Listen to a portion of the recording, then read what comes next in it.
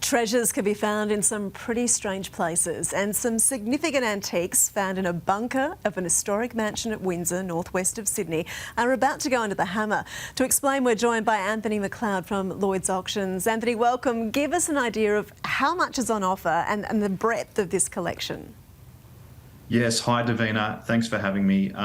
This is quite an elaborate collection. We have hundreds of lots all going under the hammer across 3 different auctions across 3 days, and it all starts on the 25th of February and it finishes on the 27th of February as well. Give us 3 items from this collection that you think are just out of this world. Gee, that's a tough question.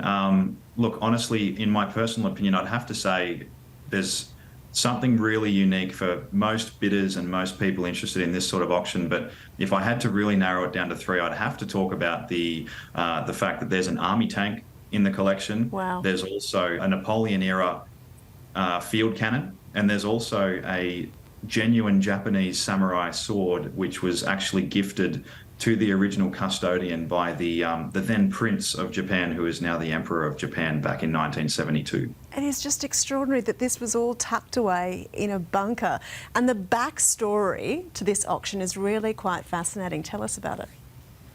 Yeah, that's correct. So it is quite a backstory. I mean, the antiques, they were dug up after the patriarch of the collection passed away, and their family now want to auction these items off to the world so that someone else, or I guess many other people, can enjoy these items for themselves. There's a real link to Japanese history as well in a lot of these items, isn't there? There is, yeah, and I think it comes from a passion or a love for the Japanese culture that the original custodian had throughout their life. I mean, there's even items like lots of Japanese ornamental items. There's also a hand-carved solid jade sculpture, which is actually one of the first lots in the auction that we've put up on offer, and that thing is just absolutely remarkable. And we've never seen something like that, and it was something that certainly took the breath away of our team that deal with these sorts of auctions. Have you got any idea of what sort of worth this collection has?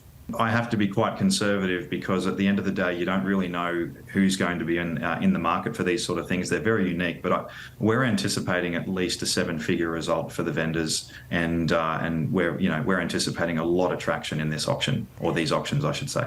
If people have seen a must-have item, what do they need to do for a chance to own it?